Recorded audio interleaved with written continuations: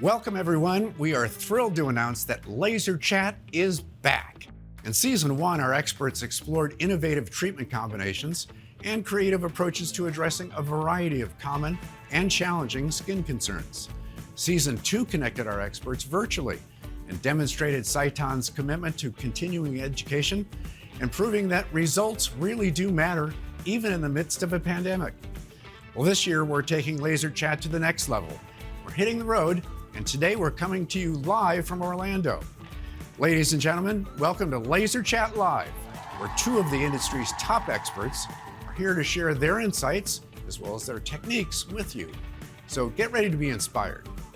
Please welcome to the stage Dr. Robyn Siperstein. Dr. Siperstein hails from the Sunshine State, which gives her just a little home field advantage here. She's the founder of the Siperstein Dermatology Group. It's a thriving practice based in Boca Raton and Boynton Beach. Her main focus, providing the highest level of patient care. Dr. Siperstein is a prolific researcher, author, and expert speaker on cosmetic dermatology, as well as practice management.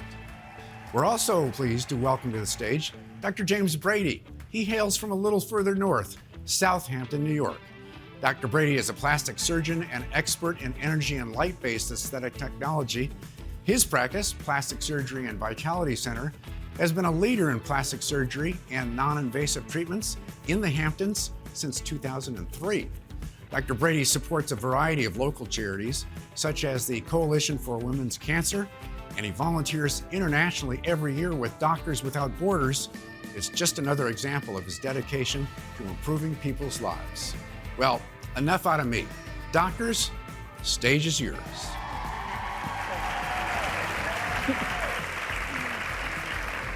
Thank you, everyone. Thanks for the wonderful invitation to come up here and the introduction of both me and Dr. Brady. We're gonna kick it off and get started with our first case right away and get into it. Case number 1 is actually a patient of mine. This is a photo of a 65-year-old woman with severe sun damage and wrinkles. I think we can all agree, unfortunately, she actually probably looks closer to an 85, 90-year-old, and so we had a lot to work with when she came in. I was having a new grand opening, and I decided to throw a contest for an extreme makeover, and she was one of the people who submitted her entry. You know, she had cared for people her whole life. She was a hospice worker, worked in the hospitals, did a lot of things for others. Unfortunately, she got into a bad relationship and was able to leave after many years of abuse. And this was like a really momentous occasion for her coming to my office. She was stepping into a new life. She was starting to help other women that were abused, and she was really turning all these negatives into positives. And she wanted to take care of herself for her first time. The reason I'm sharing this story with you is it's not just important what the patient looks like. Their story is so much more important. And why it's so important is you hear their motivation, you hear their downtime, you hear their goals and what they want out of it. And I hear all of that before I decide. I can't just look at a picture. I need to talk to somebody before I decide what's going to be the optimal treatment for them. So now that you kind of heard a little bit of a background story, of course, she won our contest by far. And we decided actually to raise money for her cause, for helping at an abuse shelter. And it was just a great event. So now we decided she was our winner, and we had to decide what we were going to do next. Given that you have everything at your disposal, you don't have to worry about finances, what would you do for a patient like this? Sure. So we see a patient like this, and our heart goes out to them. They're really looking for a transformational result, which surgery is fantastic for. But as I tell my patients, since I got my Sciton laser, that I can transform you without picking up a scalpel. But I would tell you, in looking at this patient, the very first thing that I see, and I'm sure you do as well, is those lower lids.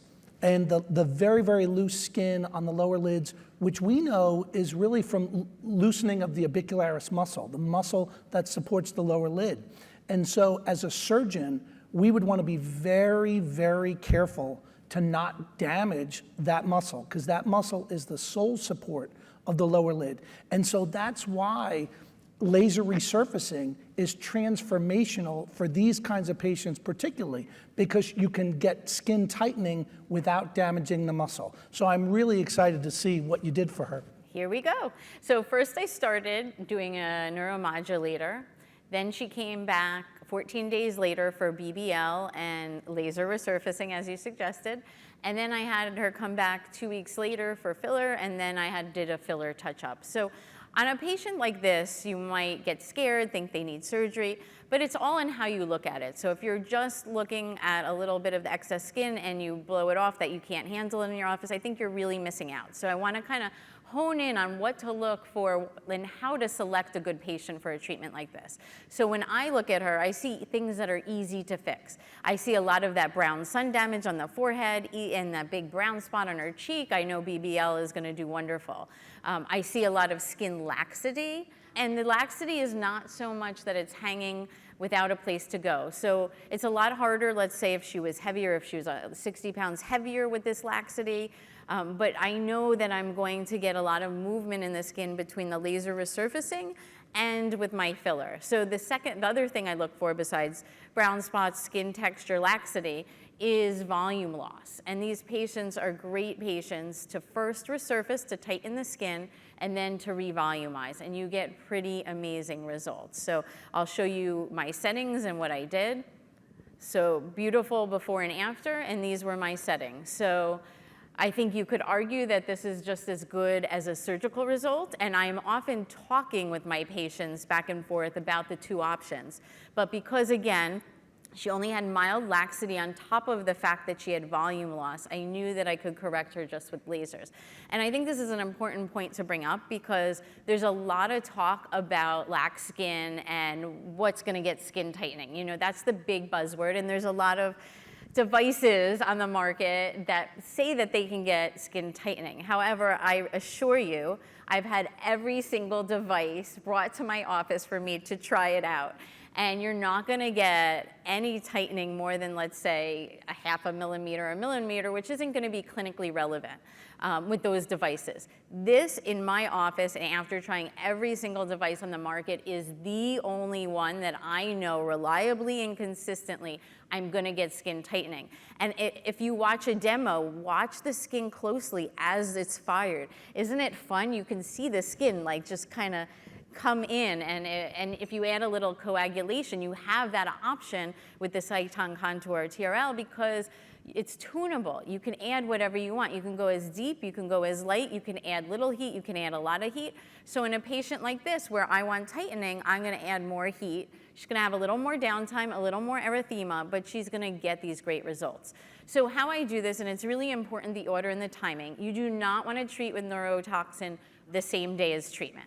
The reason is they're going to get a lot of swelling from treatment, and we all know if you put in neurotoxin with a higher reconstitution, more volume, it's going to spread further. And we don't want that neurotoxin to go to unwanted muscles next door. So I do it at least 2 weeks before, and the reason I do it, number one, is you're going to get a better result in the end with the wrinkles, the dynamic wrinkles, but more importantly, it's also been shown in studies that if you relax the muscles as you're healing from the resurfacing, it heals better with better end results.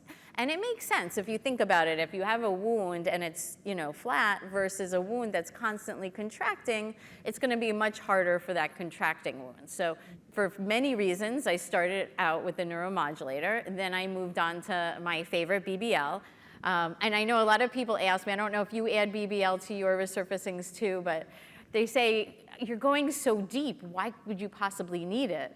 And I always remind people that the way that laser resurfacing heals is often from the follicular units up. And those are really deep. There's no way we're going that deep. And in the follicular units, there are melanocytes. So both the melanocytes and the keratinocytes, everything comes up to heal, and you are going to get repigmentation if you don't use BBL. So BBL goes deeper.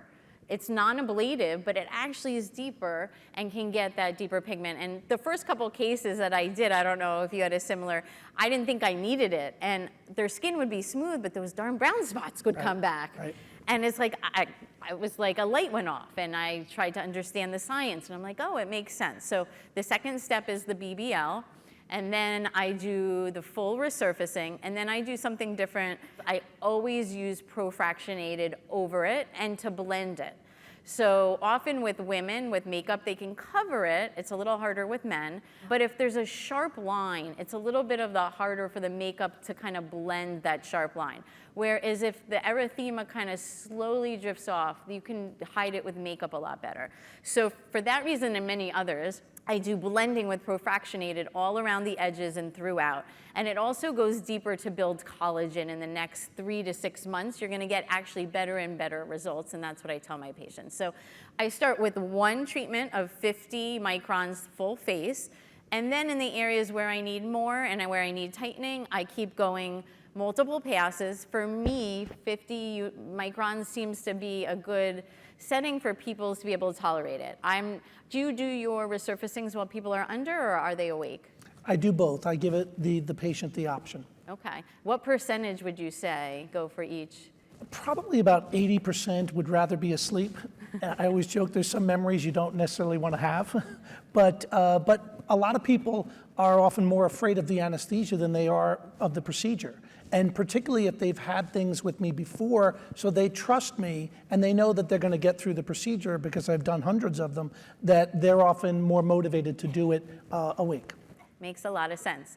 So another reason for my passes, because my patients are always awake, I don't have that option, I'm not a surgeon, is it allows me also to drip some lidocaine over. It gets absorbed really quickly once you take off the first few layers. You don't have that epidermis kind of blocking it, the top layer of dead skin. You've taken that off, so there's no barrier, and they become numb just with a little dripping of the lidocaine. And I keep going until I'm satisfied that it looks like I've either effaced the lines or I feel like I'm deep enough. So in this patient, it required about 400 micron depth in most. I went a little bit deeper, and then I also did the 80-50. I believe Dr. Posner came up with that one, 2 passes around the eyes to cause that tightening and also around the mouth. So that was that case. Do you have any other suggestions or things that you do a little bit differently as a surgeon? Sure. Well, first off, I think the result on the lower lids is just spectacular. I mean, I would be proud of that result surgically, and to be able to achieve that without a scalpel, again, is incredible. One of the things that I've been doing more recently, because of Dr. Jay Burns, who's really been a pioneer as a plastic surgeon in lasers, is doing profractional on the lower lids. And the reason is because with the lower lids, again, it's very thin skin, but with that depth of settings, 80 and 50, you're really not penetrating past the skin.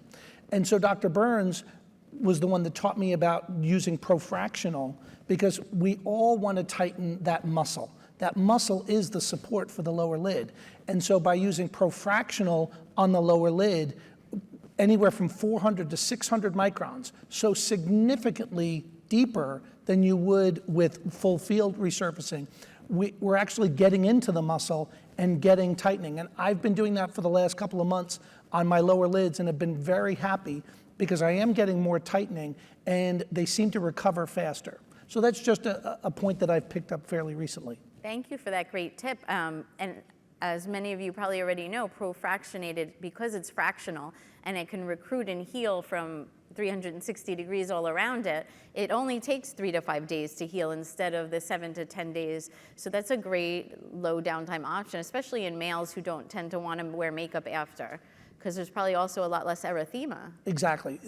Definitely, I've been thrilled with the tightening, and the erythema is going away a lot faster. So, it's kind of counterintuitive because it seems more aggressive because you're going much deeper, but yet it's actually less aggressive and get a faster recovery. Awesome tip. Can't wait. Let's see what we get in our next case, number 2. I'll let you describe. Sure. So this is a 73-year-old woman that came to my office and really wanted to be transformed but did not want surgery. She was very adamant. She did not want surgery. She did not want any fillers or neurotoxins. And I had done a laser procedure on her friend, and that's how she came to see me. And so you can clearly see there's a lot of rhytids, very severe and deep. This would be someone that you'd seriously think about doing surgery for, but with the amazing resurfacing capabilities of TRL, I knew that this was something that I could try. Exactly. So going back between, do I refer to surgery? Do I think I can do that in my office? I look, she's got great volume, so she doesn't need anything added there. And it's really just the texture of that skin. And I know even with surgery, sometimes those forehead wrinkles are really hard. You have to do, forehead lifts is pretty invasive. Right. It's not a minor surgery. And the eyes, of course, we would want to tighten up. So I would try about probably 600 micron depth on most of the face. Interestingly, and this happens a lot, the center of her cheeks and the frontal area is really not too bad. And so when I have a patient like that, I'll do kind of maybe 100 microns, or on the other one I just did 50 microns on the whole face. And then as the areas where the wrinkles get worse, I start to feather it out. So I'll go from 100 to 200 to 300 to 400. So there's not an actual start and stop. And that's another reason why I add the fractionated over all my full lasers, is that even if there is a difference, you have kind of these deeper holes kind of bringing it and uniting it together. And I found that way I have a lot less hyperpigmentation and less square patches kind of delineating where we treat. So I would do that same thing. It doesn't look like she has many brown spots, so I don't think she needs BBL, but just a base of maybe 50 microns and then going deeper in certain areas and then adding the coag. I like the coag in the marionettes and the under eye area. Right. So let's see what you did. Beautiful skin. Look at that glow. Right. So again, this is full field resurfacing, like, similar to the first case. And again, settings that I learned from Dr. Posner. And the other thing that we didn't talk about was, do you use epinephrine around the lips?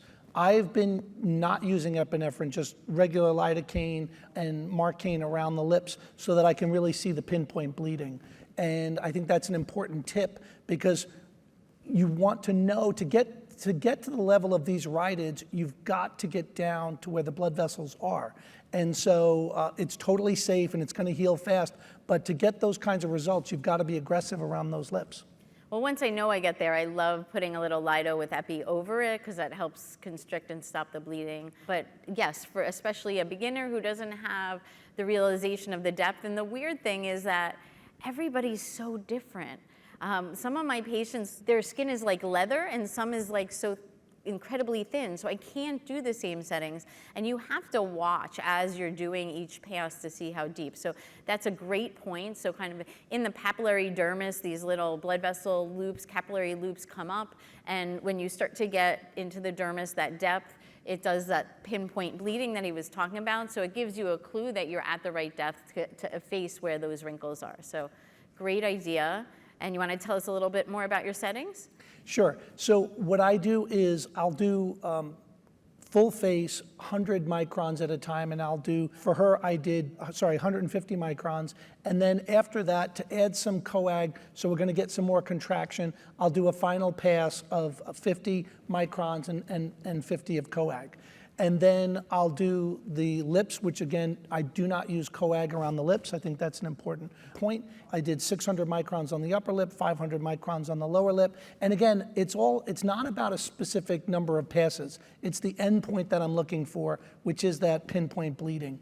And then the last thing that I'll do is the eyelids. I've got shields in, but again, I've even changed my settings, because I'm doing now more profractional. It does slow me down a little bit because you've got to change the handpiece, but it's been worth it, and I've been very happy with it. That's awesome. I mean, I can't get over the fact that you didn't use a neuromodulator like Botox there.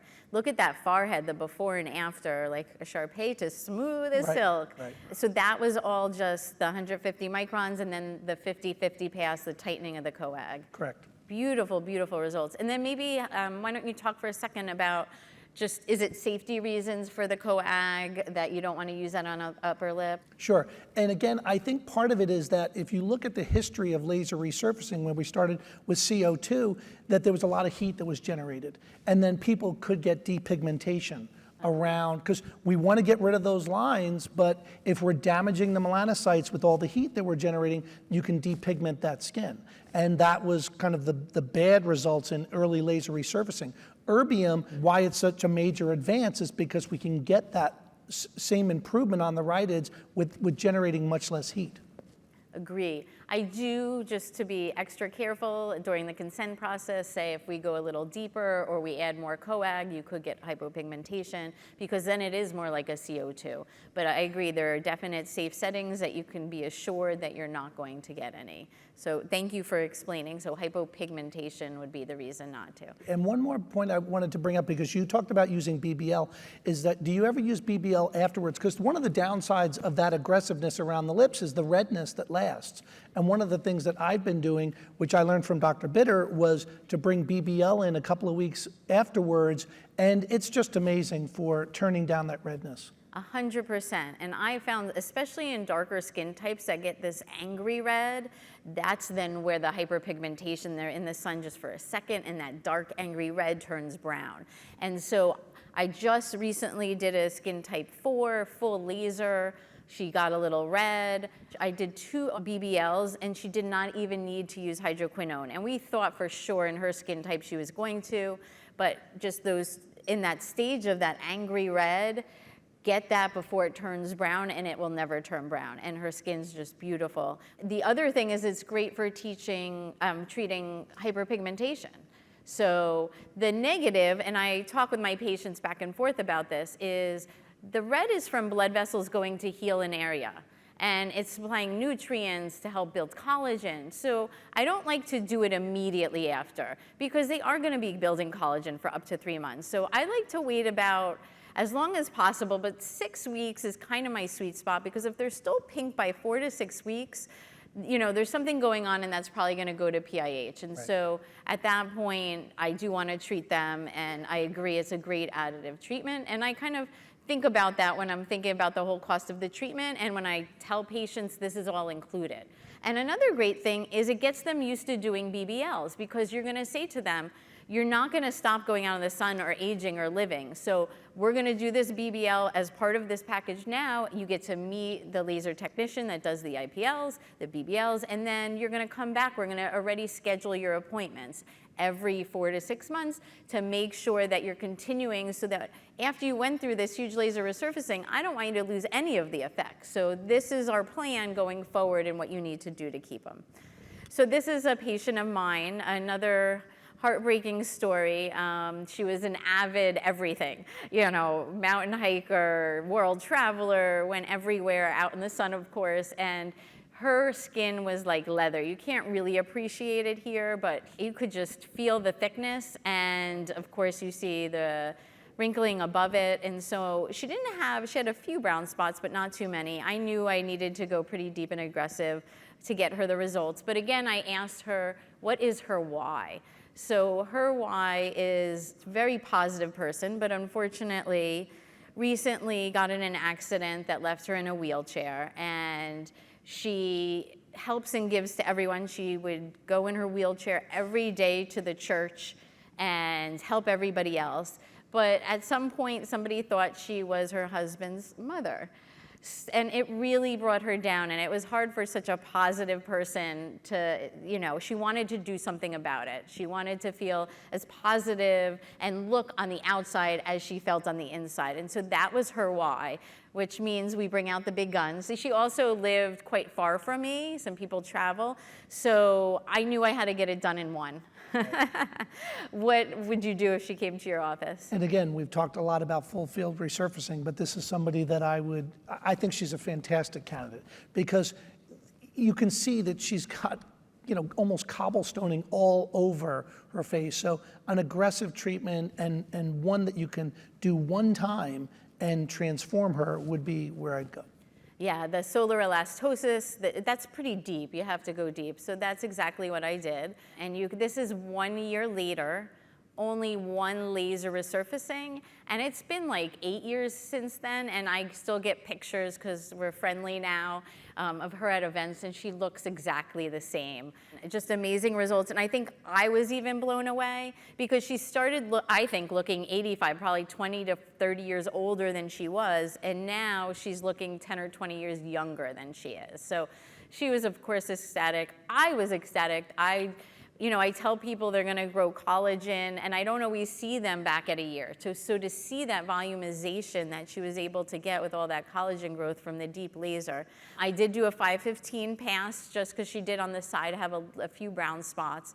And then I went deep, 50 microns, and only on her, and as you said, I'm waiting to see at what point I'm getting pinpoint bleeding, and it wasn't until I got to like 700 microns. So I felt pretty comfortable going that deep, knowing on her skin is just thicker than everywhere else. So this is the deepest I've ever gone on any patient. And I got to a point and I said, this is my max that I'm comfortable with. And she was able to get amazing results. Of course, I also did some coags to get some tightening. But I think we did a good job talking about resurfacing. Maybe we move on to another subject. Absolutely. So this is a 61-year-old man that was actually brought in by his wife, and he is a wonderful guy and a very happy guy, but he had severe scarring as a teenager from acne. And if you questioned him about it, he would tell you that he was really still, even this many years, self-conscious about it. And so that's one of the things that I absolutely love about Sciton, because before I got the Sciton laser, as a plastic surgeon, what did I have to offer him? Maybe dermabrasion, there's nothing surgical that I had to offer him, but now having the Sciton platform, I have some great tools. So I'd be really interested in what you would try.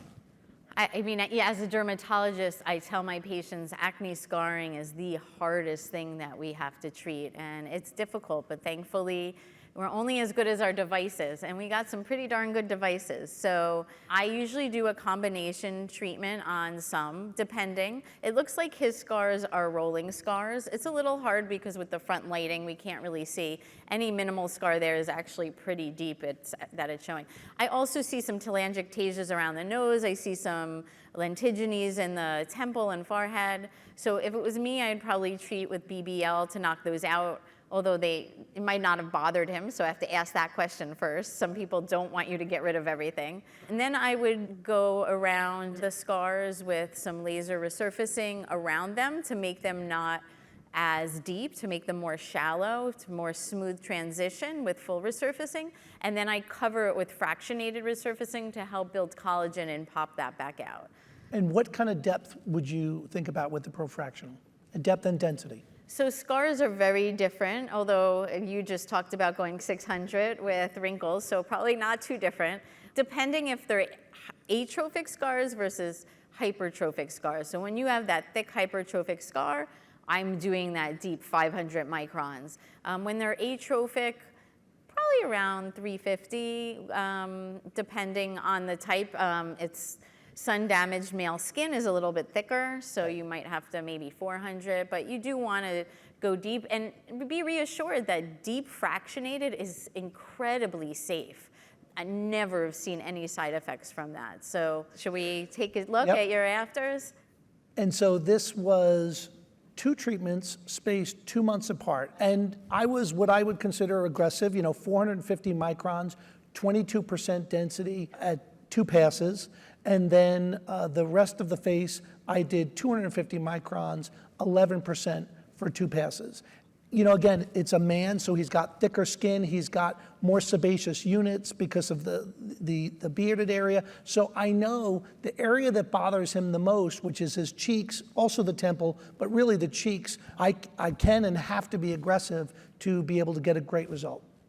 I mean, I'm astonished. There's no BBL in here, but look at those blood vessels around the nose. They're completely obliterated.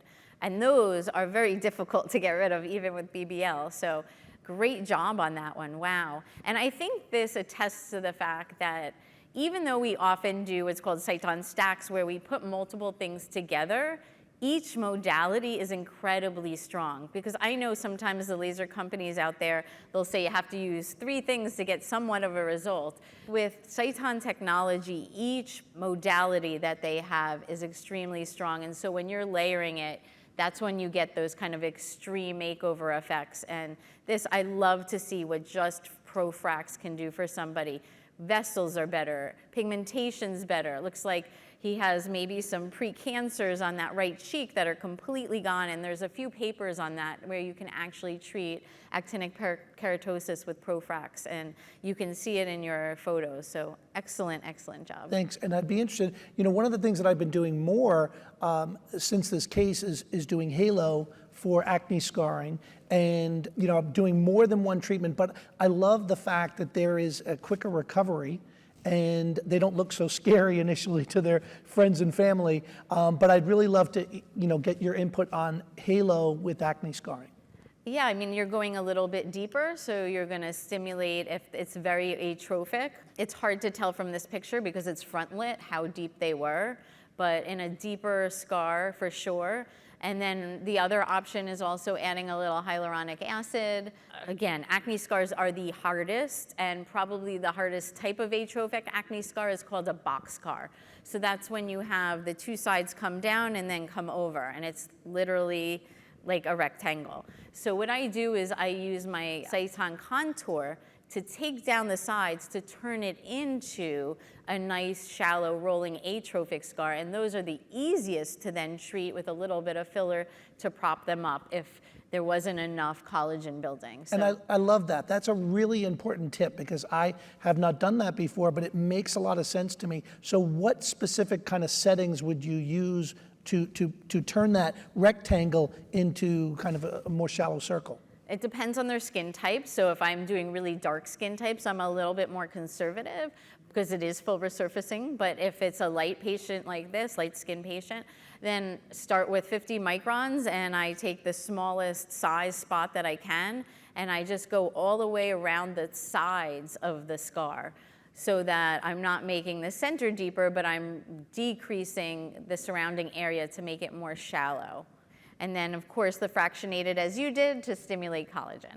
So we're going to move on to something completely different, something that I saw in my office day in and day out, and I just realized I had to do a study and try to figure this out.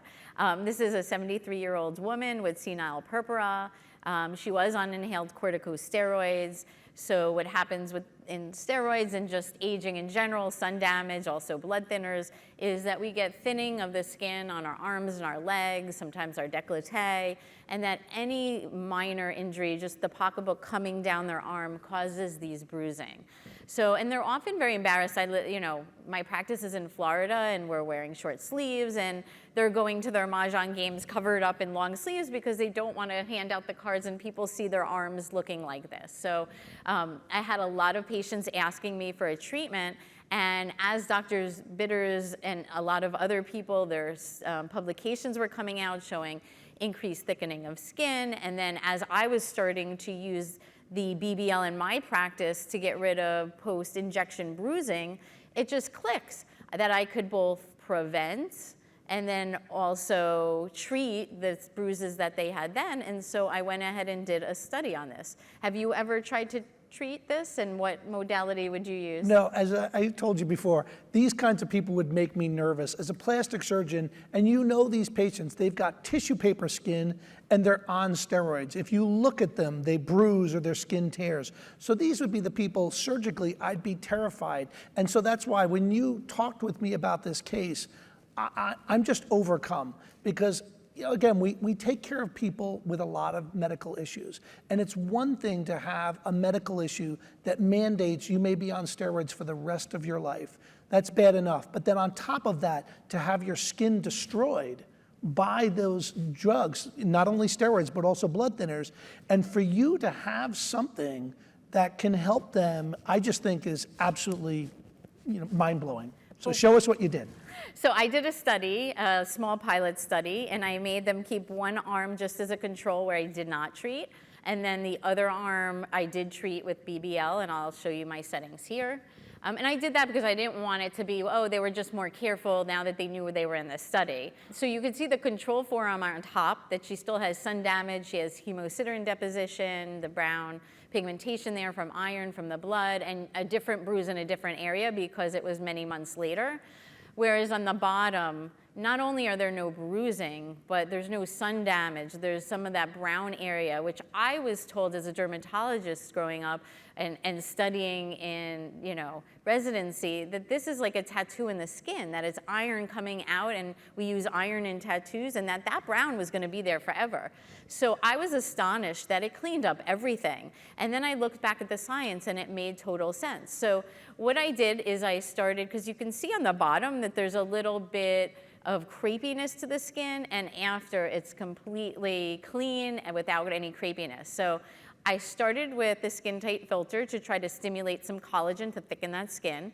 Then I went on to the 590 filter, and I did that because hemosiderin has a target, we call it maximum absorption. So which wavelength is going to take the most energy from the laser, and that is a little bit higher. It's in the 600s, so I wanted to go higher with my filter to capture that. And then I came down to 560 to capture oxyhemoglobin, which one of the peaks is 577 nanometers.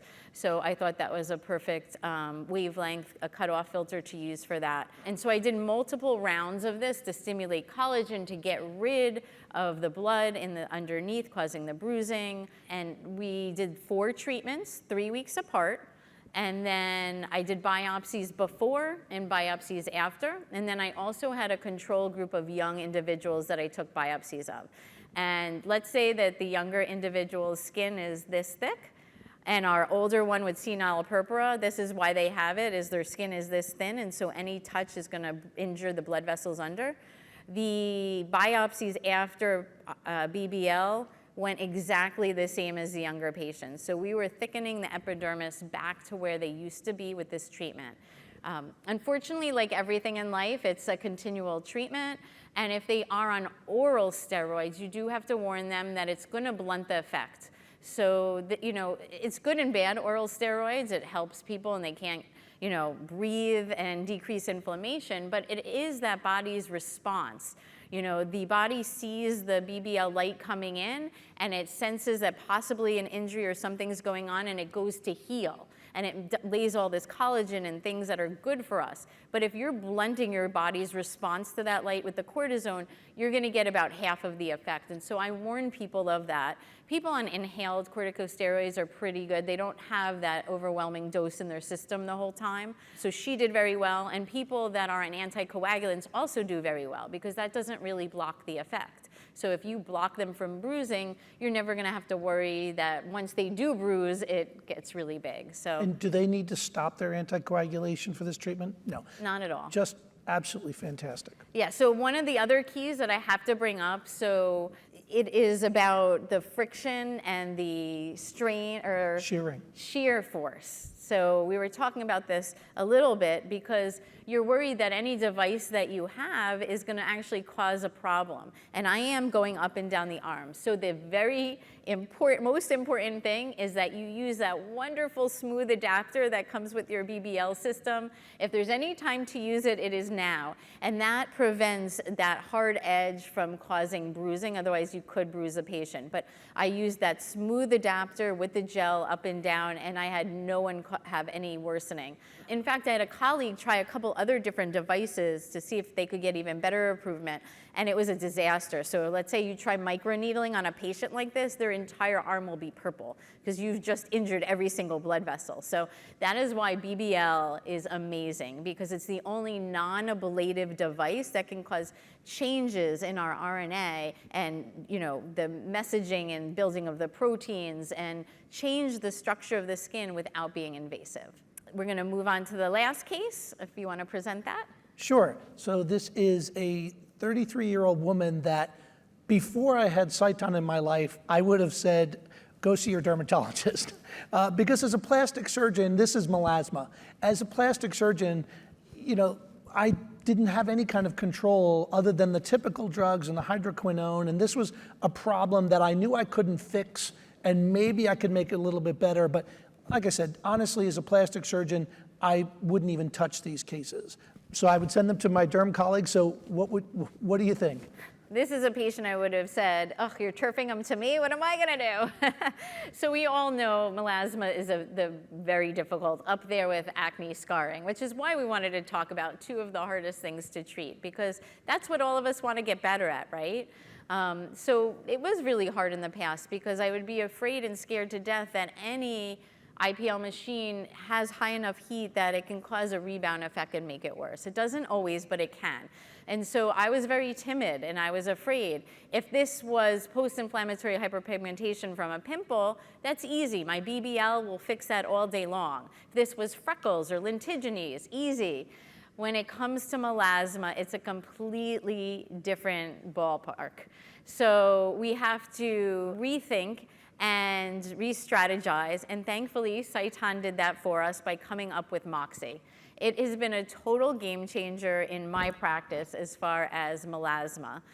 So that's what I would do, and because I know that the Moxie settings are never going above kind of that 7 joule mark where we have to worry about the heat is so high that it's going to worsen melasma, I would go full force. I would do, if she was up for it, I would do level 3 Moxie and see how she did. And that's exactly what I did. And like I said, this is something that as a plastic surgeon, I would have nothing to offer, but now with Moxie, I do. And to deliver these kinds of results, it's just mind-blowing. And so these are 3 Moxie treatments, level 3, and spaced out over 4 months.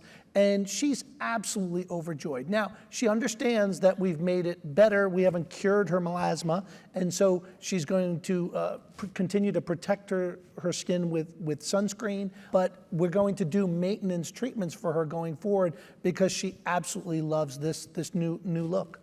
I can't get over the fact that it's completely gone. Often with melasma, we get it 80% better and we're like, jumping for joy. So you're completely 100% better with pigment, not only in her forehead, but I see on her cheeks, that glow that you can see in that after picture. So her skin is just so much better.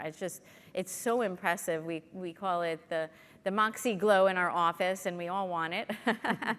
But I do have an analogy or just a discussion that I have with my patients, just like you were saying, where we're getting rid of the pigment that the cells cause, but we're not getting rid of the actual cells, so they can always make more.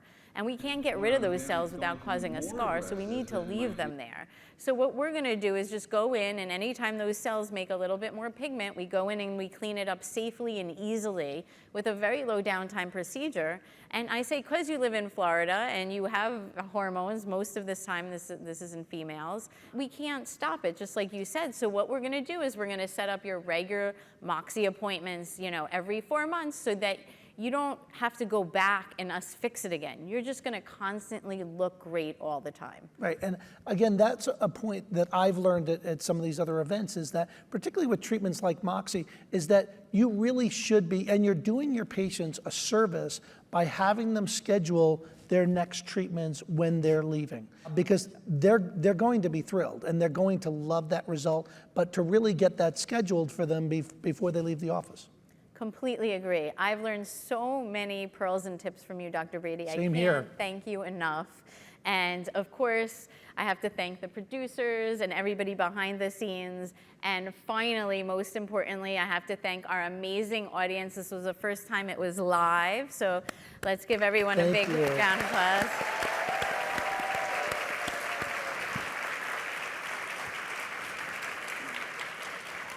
Excellent job. Now I'm going to go steal some secret tips from Dr. Brady behind the scenes. Thanks. Thanks so much for joining us and helping to kick off the highly anticipated 3rd season of LaserChat Live. This season promises to be our most exciting yet, so if you haven't done so, please hit the subscribe button. We'll see you next time, live from Seattle.